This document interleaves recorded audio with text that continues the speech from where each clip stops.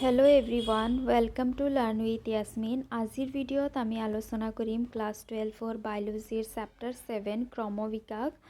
सो राशियार अपारिन और इंग्लैंडर हाल्डिने এই বুলি মতবাদ আগবঢ়াইছিল যে জীৱ কিছুমান পূৰ্বৱৰ্তী জৈৱ অণু যেনে RNA প্ৰোটিন ইত্যাদিৰ পৰা সৃষ্টি হয় আৰু জীৱ সৃষ্টিৰ আগতে এটা ৰাসায়নিক ক্ৰমবিকাশ সংঘটিত হৈছে, অৰ্থাৎ কিছুমান অজৈব দ্ৰব্যৰ পৰা বিভিন্ন জৈৱ অণুৰ সৃষ্টি হৈছে। সো অপাৰেন আৰু হেলেডিন দুজন বৈজ্ঞানিক আছিল। তেওঁলোকে জীৱ সৃষ্টিৰ বিষয়ে এইটো মতবাদ আগবঢ়াইছিল যে পৃথিৱীত যিমানবোৰ জীৱ আছে গোটেইবোৰ জীৱে কিছুমান জৈৱ অণুৰ পৰা সৃষ্টি হৈছে। জৈৱ অণু মানে হৈছে কি জীৱৰ অণুত তোমাৰ কি থাকে, কাৰ্বন থাকে। সো কাৰ্বন থকা অণুসমূহৰ পৰা সৃষ্টি হৈছে, যেনেকুৱা RNA আছে, প্ৰোটিন আছে, এইবোৰ হৈছে কি কাৰ্বন থকা অণু। আৰু জীৱ সৃষ্টি হোৱাৰ আগতে এটা ৰাসায়নিক ক্ৰমবিকাশ সংঘটিত হয় আৰু অজৈব দ্ৰব্যৰ পৰা জৈৱ অণুৰ সৃষ্টি হয় আৰু সেই জৈৱ অণুসমূহৰ পৰা জীৱ সৃষ্টি হয় বুলি অপাৰেন আৰু হাল্ডিনে এটা মন্তব্য আগবঢ়াইছিল, যদিও তেওঁলোকে এইটো মন্তব্য পৰীক্ষাৰ সহায়ত প্ৰমাণ কৰি দেখুওৱা নাছিল। পৃথিৱীত তেতিয়া উচ্চ তাপমাত্ৰা, আগ্নেয়গিৰিৰ উদগীৰণ, তোমাৰ এমনিয়া, তাৰপিছত মিথেন ইত্যাদিৰ এটি বিজাৰিক অৱস্থা আছিল। সো আদিম পৃথিৱী যিটো আছিল, আদিম পৃথিৱীৰ যিটো পৰিৱেশ আছিল সেইটো এতিয়াৰ দৰে নাছিল। তেতিয়া উচ্চ তাপমাত্ৰা আছিল, আগ্নেয়গিৰিৰ উদগীৰণ হৈছিল, তাৰপিছত গেছৰ ভিতৰত আছিল মিথেন গেছ, তাৰপিছত এমনিয়া ইত্যাদিবোৰহে আছিল। আৰু সেইটো সময়ত কি হৈছিল, পৃথিৱীত প্ৰথমটো যিটো জীৱ আছিল সেইটো জীৱ সৃষ্টি হৈছিল। কিন্তু এইটো যিটো মতবাদটো তেওঁ পৰীক্ষাৰ সহায়ত প্ৰমাণ কৰি দেখুৱাব পৰা নাছিল। তাৰপিছত কি হয়, 1953 চনত SL মিলাৰ নামৰ এজন আমেৰিকান বিজ্ঞানীয়ে পৰীক্ষাগাৰত তেনে এটি অৱস্থা তৈয়াৰ কৰি লৈছিল। এতিয়া যিজন মিলাৰ আছে, মিলাৰ কি হয়, এজন ষ্টুডেণ্ট আছিলে সেইটো সময়ত, আৰু তেওঁ ইউৰি নামৰ এজন প্ৰফেচাৰৰ আণ্ডাৰত, প্ৰফেচাৰৰ গাইডেন্সত তেওঁ এটা এক্সপেৰিমেণ্ট কৰিছিল। এক্সপেৰিমেণ্টটো কি আছিল, অপাৰিন আৰু হেল্ডিনে যিটো মতবাদ আগবঢ়াইছিল যে জীৱসমূহ কিছুমান জড় অণুৰ পৰা বা কিছুমান অজৈব অণুৰ পৰা জৈৱ অণু আৰু তাৰ পৰা জীৱ সৃষ্টি হৈছিল। এইটো যিটো মন্তব্য আছিল সেইটো মিলাৰ নামৰ এজন চাইণ্টিষ্টে পৰীক্ষা কৰিছিল তেওঁৰ প্ৰফেচাৰৰ গাইডেন্সত, আৰু তেওঁৰ প্ৰফেচাৰ আছিল কোনে, ইউৰি। সেইকাৰণে এইটো এক্সপেৰিমেণ্টক ইউৰি মিলাৰ এক্সপেৰিমেণ্ট বুলি জনা যায়। সো তেওঁলোকে কি কৰিছিল যে এটা পৰীক্ষাগাৰ তৈয়াৰ কৰি লৈছিল আৰু সেইটো পৰীক্ষাগাৰত এনেকুৱা অৱস্থা সৃষ্টি কৰিছিল যিটো আদিম পৃথিৱীৰ অৱস্থা আছিল। আদিম পৃথিৱীত যেনেকুৱা ধৰণৰ বায়ুমণ্ডল আছিল, যেনেকুৱা ধৰণৰ এটমছফিয়াৰ আছিল, তাৰপিছত তাপমাত্ৰা যিমান আছিল, সেই গোটেইখিনি তেনেকুৱা দৰে মিলাই এটা পৰীক্ষাগাৰ বনাই লৈছিল আৰু তাতে তেওঁ পৰীক্ষাটো কৰিছিল। তেওঁ 800 ডিগ্ৰী চেণ্টিগ্ৰেডত মিথেন, হাইড্ৰজেন, এমনিয়া, জলীয় বাষ্প এটা বন্ধ ফ্লাস্কত লৈ তাত বৈদ্যুতিক ডিচাৰ্জ সৃষ্টি কৰিছিল। সো তেওঁ কি কৰিছিল, তেওঁ পৰীক্ষাটো কৰাৰ কাৰণে তেওঁ কি লৈছিল, এটা ফ্লাস্ক লৈছিল, এটা ডাঙৰ ফ্লাস্ক লৈছিল। ফ্লাস্কটোত তেওঁ যিটো উষ্ণতা ৰাখিছিল সেইটো আছিল কিমান, 800 ডিগ্ৰী চেণ্টিগ্ৰেড। 800 ডিগ্ৰী চেণ্টিগ্ৰেডৰ তেওঁ উষ্ণতা লৈছিল, কাৰণ আদিম পৃথিৱীৰ তাপমাত্ৰা বহুত বেছি আছিল। সেইটো লক্ষ্য কৰি পেলাই তেওঁ ইমানখিনি উষ্ণতা লৈছিল। লগতে তেওঁ তাতে কি ৰাখিছিল, তোমাৰ মিথেন ৰাখিছিল, হাইড্ৰজেন ৰাখিছিল, NH3 ৰাখিছিল, লগতে ৰাখিছিল কি জলীয় বাষ্প। এইবোৰ বস্তু তেওঁ পৰীক্ষাগাৰটোত ৰাখি পেলাই তাতে কি কৰিছিল, বৈদ্যুতিক ডিচাৰ্জ সৃষ্টি কৰিছিল। তাৰমানে তাতে ইলেক্ট্ৰিক কাৰেণ্ট তেওঁ সৃষ্টি কৰিছিল। সৃষ্টি কৰাৰ পিছত একেধৰণৰ পৰীক্ষাত আন কিছুমান শৰ্কৰা, নাইট্ৰজেনযুক্ত দ্ৰব্য, ৰঞ্জক পদাৰ্থ আৰু স্নেহ পদাৰ্থ তৈয়াৰ হোৱা দেখা পাইছিল। সো যেতিয়া তেওঁ তাতে বৈদ্যুতিক ডিচাৰ্জ সৃষ্টি কৰিছিল, সৃষ্টি কৰাৰ পিছত তেওঁ দেখা পাইছিল যে সেইটো ফ্লাস্কত, সেইটো পৰীক্ষাগাৰত, সেইটো যিটো তেওঁ ছেটআপ বনাইছিল, ছেটআপত কিছুমান বেলেগ বস্তু সৃষ্টি হৈছে। তাৰ ভিতৰত আছিল শৰ্কৰা, তাৰমানে কাৰ্বহাইড্ৰেট, তাৰপিছত নাইট্ৰজেনযুক্ত দ্ৰব্য আছিল, ৰঞ্জক দ্ৰব্য আছিল আৰু লগতে আছিল কি স্নেহ পদাৰ্থ। চ' এইবোৰ বস্তু তেওঁ নতুনকৈ সৃষ্টি হোৱা দেখা পাইছিল। চ' এই সীমিত সাক্ষ্যৰ পৰা ৰাসায়নিক বিৱৰ্তনৰ মতবাদ কম বেছি পৰিমাণে গ্ৰহণযোগ্য হৈ উঠিছিল। চ' ইয়াতে যিটো শৰ্কৰা আছে, শৰ্কৰা তাৰপিছত যিবোৰ নাইট্ৰজেনযুক্ত দ্ৰব্য যেনেকুৱা এমিনো এচিড, এইবোৰৰ পৰা কি হ'ব পাৰে, লাহে লাহে নতুন জীৱ সৃষ্টি হ'ব পাৰে। চ' এইটো যিটো মন্তব্য আছিল, মন্তব্যটো কম বেছি পৰিমাণে গ্ৰহণযোগ্য হৈ উঠিল। মন্তব্যটো আগবঢ়াইছিল অপাৰিন আৰু হেল্ডিনে আৰু পৰীক্ষাৰ সহায়ত প্ৰমাণ কৰি দেখুৱাইছিল ইউৰে আৰু মিলাৰে। পৰীক্ষাটো মিলাৰে কৰিছিল, ইউৰে তেওঁক গাইড কৰিছিল। চ' এইটো হৈছে মিলাৰৰ পৰীক্ষাৰ ছেটআপ, গোটেইখিনি হৈছে মিলাৰৰ পৰীক্ষাৰ ছেটআপ। এইটো এটা তেওঁ ফ্লাক্স লৈছিল, এইটো ছাপ'জ ফ্লাক্স 1, এইটো এটা ফ্লাক্স লৈছিল, এইটো হৈছে কি ফ্লাক্স 2। ফ্লাক্স 1ত তেওঁ লৈছে উতলা পানী, উতলা পানীৰ লগতে কিছুমান দ্ৰৱীভূত হৈ থকা অণুৰ সৈতে, মলিকুলৰ সৈতে তেওঁ লৈছে উতলা পানী। তাৰপিছত এইটো যিটো ফ্লাক্স আছে ফ্লাক্স 2, ফ্লাক্স 2ত তেওঁ আদিম পৃথিৱীত যিবোৰ গেছ আছিল, এমনিয়া, মিথেন, এমনিয়া, তাৰপিছত জলীয় বাষ্প, হাইড্ৰজেন, সেইবোৰ লৈছে এইটো ফ্লাক্সত, নেক্সট ফ্লাক্সত। তাৰপিছত এইটো যিটো অংশ আছে, এই গোটেইখিনি যে আছে, এই গোটেইখিনি কাঁচৰ হয়, নলীবোৰ কাঁচৰে তৈয়াৰী নলী হয়। এইটো হৈছে এটা সংঘনক, সংঘনক ইংলিছত যাক কণ্ডেনচাৰ বুলি কয়। চ' এইটো এটা কণ্ডেনচাৰ তেওঁ লৈছে। আৰু লগতে এই দুটা যে বস্তু যে আছে, এই দুটা হৈছে কি বৈদ্যুতিক মূৰ, ইলেক্ট্ৰড দুটা তেওঁ ইয়াতে ব্যৱহাৰ কৰিছে।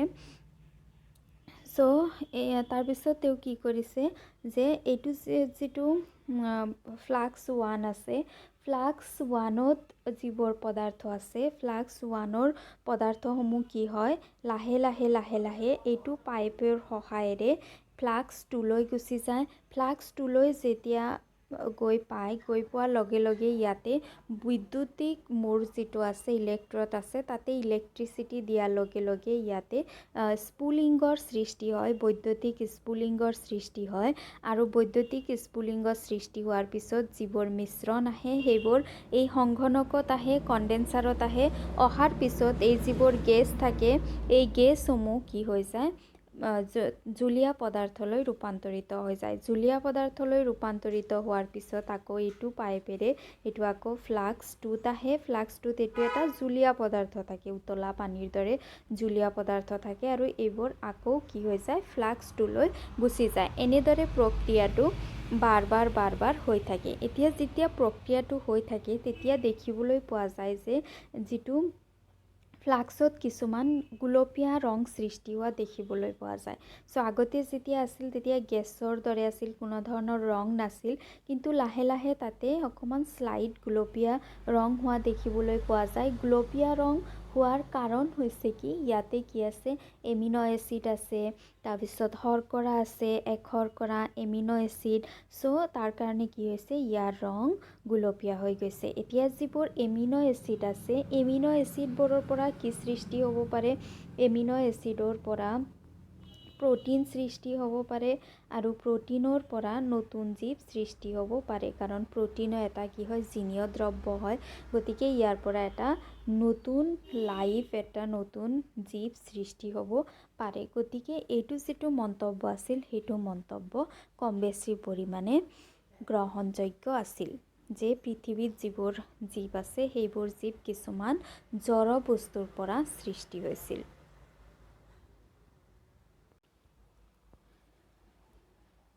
জীৱৰ বিপাকীয় কেপচুলৰ কেনেকৈ পুনৰাবৃত্তি হৈছিল আৰু সেই বিষয়ে আমাৰ ধাৰণা নাছিল। প্ৰথম অকোষীয় জীৱ হয়তো 3 বিলিয়ন বছৰ আগতে সৃষ্টি হৈছিল।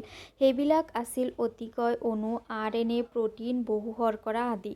চ' পৃথিৱীৰ যিটো প্ৰথম জীৱ আছিল, প্ৰথমটো জীৱ হয়তো কোষ নথকা আছিল, বা এটা কোষ থকা আছিল, আৰু সেইটো যিটো জীৱ আছিল সেইটো কমচে কম 3 মিলিয়ন বছৰ আগতে সৃষ্টি হৈছিল আৰু এইটো জীৱৰ অণু আছিল যিটো বস্তুৰ দ্বাৰা জীৱ সৃষ্টি হৈছিল সেইটো আছিল RNA প্ৰ'টিন আৰু শৰ্কৰা এই অণুবিলাক হয়তো পুনৰ নিজৰ ৰূপ সৃষ্টি কৰিছিল প্ৰায় 200 মিলিয়ন বছৰ আগলৈকে হয়তো জীৱৰ কোষীয় ৰূপ সৃষ্টি হোৱা নাছিল জীৱৰ যিটো কোষীয় ৰূপ তাৰমানে কি হয় যে কোৱা হৈছে যে জীৱ সৃষ্টি হৈছিল 3 বিলিয়ন বছৰ আগতে কিন্তু বিনা কোষ থকা জীৱ হয়তো 200 মিলিয়ন বছৰ আগতে সৃষ্টি হৈছিল বুলি ধাৰণা কৰা হয় যেতিয়া সৃষ্টি হৈছিল তেতিয়া প্ৰথম কোষীয় জীৱ এককোষী আছিল আৰু যেতিয়া কোষ থকা জীৱ সৃষ্টি হৈছিল সেইটো কি আছিল প্ৰথমতে এককোষী আছিল সকলো জীৱ তেতিয়া জলীয় পৰিৱেশত আছিল প্ৰথম জীৱ এটি মন্থৰ গতিত জড় অণুৰ পৰা যে আবিৰ্ভাৱ হৈছিল সেই কথা লাহে লাহে বেছিভাগ বিজ্ঞানীয়ে মানি ল'লে অৱশ্য সেই এককোষী প্ৰথম জীৱৰ পৰা বৰ্তমানৰ এই জীৱ বৈচিত্ৰতা কেনেকৈ সৃষ্টি হ'ল সেই বিষয়ে আমি আলোচনা কৰিম সো পৃথিৱীত কি হৈছে যে যিটো কোষ থকা জীৱ সৃষ্টি হৈছে সেইটো কি আছিল এককোষী জীৱ আছিল সেই এককোষী জীৱটোৰ পৰা লাহে লাহে বহুকোষী জীৱ আৰু এই বিভিন্ন জৈৱ বৈচিত্ৰতা যিটো আমি এতিয়া দেখিবলৈ পাওঁ জৈৱ বৈচিত্ৰতাৰ যিমান ধৰণৰ জীৱ আছে গোটেইবোৰ জীৱ সেই এককোষী জীৱটোৰ পৰা সৃষ্টি হৈছিল আৰু সেই এককোষী জীৱটো সৃষ্টি হৈছিল এটা জড় অণুৰ পৰা যিটো আমি মিলাৰৰ পৰীক্ষাত দেখা পালোঁ আৰু এইটো যিটো মন্তব্য এইটো বেছিভাগ বিজ্ঞানীয়ে মানি লৈছিল সো নেক্সট টপিক হৈছে আমাৰ জীৱৰ ক্ৰমবিকাশ এক মতবাদ evolution of life forms A theory so ইয়াতে আছে বিশেষ সৃষ্টিৰ তত্ত্ব মানে হৈছে কি যে কিছুমান মতবাদ তেনেকুৱা ধৰণৰ আছিল যে এতিয়াৰ যিটো আমি পৃথিৱী দেখিবলৈ পাওঁ এইটো পৃথিৱী এনেদৰে সৃষ্টি হৈছিল আৰু এইটো যিটো পৃথিৱী সৃষ্টি কৰিছিল পৃথিৱীটো সৃষ্টি কৰিছিল কিছুমান ডিভাইন পাৱাৰে কিছুমান দ্বৈত শক্তি বুজি পাইছানে যাক আমি গড বুলি কওঁ আল্লাহ বুলি কওঁ ভগৱান বুলি কওঁ তেনেকুৱা ধৰণৰ কিছুমান ডিভাইন পাৱাৰে কি কৰিছিল পৃথিৱীখন সৃষ্টি কৰিছিল আৰু যেতিয়া পৃথিৱী সৃষ্টি হৈছিল তেতিয়াও এনেকুৱাই আছিল যেনেকুৱা এতিয়া আছে আৰু সেই মতবাদ মতে পৃথিৱী সৃষ্টি হৈছিল 4000 ইয়াৰ্ছ আগত পৃথিৱীৰ সৃষ্টি হৈছিল 4000 বছৰ আগতে সৃষ্টি হৈছিল বুলি কোৱা হয় কিন্তু ইয়াৰ আগতে আমি দেখা পালোঁ যে পৃথিৱী কেতিয়া সৃষ্টি হৈছিল 4.5 বিলিয়ন ইয়াৰ্ছ আগত সো ক'ত 4.5 বিলিয়নছ আৰু ক'ত 4000 ইয়াৰ্ছ পুৰণি বুলি কোৱা হয় সো ইয়াতে কি হৈ যায় এইটো যিটো মতবাদ আছে সেইটো ফলচিফাইড হৈ যায় এইটো মতবাদ গ্ৰহণযোগ্য নহয় কাৰণ পৃথিৱী বহুত হাজাৰ বিলিয়নছ ইয়াৰ্ছ আগত সৃষ্টি হৈছিল নাকি 4000 বছৰ আগতে সো এইটো আছিল কি বিশেষ সৃষ্টিৰ তত্ত্ব স্পেচিয়েল ক্ৰিয়েশ্যন তাৰমানে হঠাৎকে দৈবিক ৰূপত পৃথিৱী সৃষ্টি হৈছিল বুলি মতবাদ আগবঢ়োৱা হৈছিল আৰু এইটো মতবাদক ভুল মতবাদ বুলি প্ৰমাণ কৰিছিল কোনে এজন গ্ৰেট সাইণ্টিষ্ট চাৰ্লছ ডাৰউইন তোমালোকে চাৰ্লছ ডাৰউইনৰ বিষয়ে শুনিছা চাৰ্লছ ডাৰউইনে কি কৰিছিল জাহাজত যাত্ৰা কৰিছিল তেওঁ জাহাজেৰে পৃথিৱীৰ বিভিন্ন ঠাইত যাত্ৰা কৰিছিল আৰু জীৱসমূহৰ বিষয়ে তেওঁ অধ্যয়ন কৰিছিল তেওঁ যেতিয়া পৃথিৱী যাত্ৰা কৰি আছিল তেতিয়া তেওঁ দেখা পাইছিল যে পৃথিৱীত যিমান লিভিং ফৰ্মছ আছে যিমান জীৱিত জীৱ আছে গোটেইবোৰ জীৱৰ যিটো এনচেষ্টৰ আছিল তাৰমানে প্ৰথম যিটো জীৱিত জীৱ সৃষ্টি হৈছিল সেইটো জীৱ মিলিয়নছ ইয়াৰ আগত সৃষ্টি হৈছিল বহুত মিলিয়ন বছৰ আগত সেইটো জীৱ সৃষ্টি হৈছিল আৰু তেওঁ এইটো কেনেকৈ দেখা পাইছিল হয়তো তেওঁ ক'ৰবাত কিবা জীৱাশ্ম দেখা পাইছে বা কিবা মৃত জীৱ জন্তু ক'ৰবাত পুতি থোৱা দেখা পাইছে তাৰ পৰা তেওঁ অনুমান কৰিব পাৰিছে যে এইটো যিটো এনচেষ্টৰ আছে যিটো আদিম জীৱ আছে প্ৰথম জীৱ সেইটো জীৱ হয়তো কি হৈছে মিলিয়নছ ইয়াৰ্ছ আগতে সৃষ্টি হৈছে তাৰপিছত তেওঁ আৰু দেখা পাইছিল যে পৃথিৱীত যিমান জীৱিত জীৱ আছে প্ৰত্যেকটো জীৱিত জীৱৰ মাজত কিছুমান মিল আছে কিছুমান সিমিলাৰিটি আছে কিছুমান মিল তেওঁ দেখিবলৈ পাইছে যে মিলবোৰ কিয় আছে যে হয়তো গোটেই যিমান জীৱ আছে গোটেইবোৰ জীৱে এটা কমন এনচেষ্টৰৰ পৰা আহিছে, এটা কমন পূৰ্বপুৰুষৰ পৰা আহিছে, যাৰ কাৰণে যদিও জীৱসমূহক বিভিন্ন জাতি প্ৰজাতি বৰ্গ গোত্ৰত ডিভাইড কৰা হয়, তাৰ পিছতো জীৱসমূহৰ মাজত কিছুমান মিল কিছুমান চিমিলাৰিটি দেখিবলৈ পোৱা যায়। তাৰপিছত ডাৰউইনে আৰু এটা কথা কৈছে যে পৃথিৱীত যিবোৰ জীৱ আছে জীৱবোৰ কি হৈ যায়, নোহোৱা হৈ যায়, মৰি যায়, এক্সটিংক্ট হৈ যায় আৰু নতুন নতুন জীৱৰ সৃষ্টি হয়। তাৰমানে কিছুমান জীৱ লুপ্ত হৈ যায়, এক্সটিংক্ট হৈ যায় আৰু নতুন জীৱে কি লয়, জন্ম লয় বুলি তেওঁ দেখিবলৈ পাইছিল। যেতিয়া তেওঁ যাত্ৰা কৰি আছিল, যেতিয়া তেওঁ জাহাজ যাত্ৰাৰ কাৰণে ওলাইছিল 5 বছৰৰ বাবে, তেতিয়া তেওঁ এইবোৰ বস্তু লক্ষ্য কৰিছিল। এতিয়া আমি চাওঁ ডাৰউইনৰ ক্ৰমবিকাশৰ যিটো মন্তব্য আছিল সেইটো কি আছিল। ডাৰউইন এজন এনেকুৱা চাইণ্টিষ্ট আছিল যাৰ জেনেটিক্সৰ বিষয়ে কোনো ধৰণৰ বংশগতিবিদ্যাৰ বিষয়ে কোনো ধৰণৰ নলেজ নাছিল। সেইকাৰণে তেওঁৰ যিবোৰ মতবাদ আছিল মতবাদবোৰক তেওঁ বংশগতিৰ ভিত্তিত প্ৰকাশ কৰিব পৰা নাছিল। ডাৰউইনে লগতে কৈছিল যে পৃথিৱীত যিমানবোৰ জীৱিত জীৱ আছে, যিমান লাইফ ফৰ্মছ আছে, গোটেইবোৰ লাইফ ফৰ্মছৰ যিটো কি হয় যে পৰিৱেশৰ সৈতে ভালদৰে খাপ খুৱাই জীয়াই থাকিব পাৰে, সেইটো জীৱ বেছি দিনলৈকে জীয়াই থাকে আৰু ইয়াক প্ৰকৃতিয়ে জীয়াই থকাৰ কাৰণে নিৰ্বাচন কৰে। তাৰমানে কি হয় যে যেনেকুৱা স্পৰ্টছ হয়, খেলা ধূলা হয়, তাতে যিজন উইনাৰ হয় সেইজন উইনাৰে কি পায়, এৱাৰ্ড পায় মানুহৰ ফালৰ পৰা। ঠিক তেনেদৰে পৃথিৱীত যে বিভিন্ন ধৰণৰ জীৱ আছে, সেই জীৱসমূহৰ ভিতৰত যিটো জীৱে পৰিৱেশৰ সৈতে ভালদৰে খাপ খুৱাই থাকিব পাৰে, সেইটো জীৱ বেছি দিনলৈকে জীয়াই থাকিব পাৰে আৰু লগতে প্ৰকৃতিয়ে তাক জীয়াই থকাৰ কাৰণে ছাপোৰ্ট কৰে। যিটো জীৱ প্ৰকৃতিৰ সৈতে জীয়াই থকাৰ কাৰণে ফিট হয় সেইটো জীৱক, যাক প্ৰাকৃতিক নিৰ্বাচন বুলি কোৱা হয়, সেইটো বিষয়ে আমি অলপ পিছত আলোচনা কৰিম। চ' এইটো আছিল কি ডাৰউইনৰ মতবাদ। ইয়াৰ পিছৰ ভিডিঅ'ত আমি পঢ়িম ক্ৰমবিকাশৰ সাক্ষ্যসমূহ কি কি। চ' আজি ভিডিঅ'ত ইমানখিনিয়ে। ভিডিঅ' ভাল লাগিলে লাইক কৰিবা, শ্বেয়াৰ কৰিবা আৰু চেনেল ছাবস্ক্ৰাইব কৰিবা। Thank U.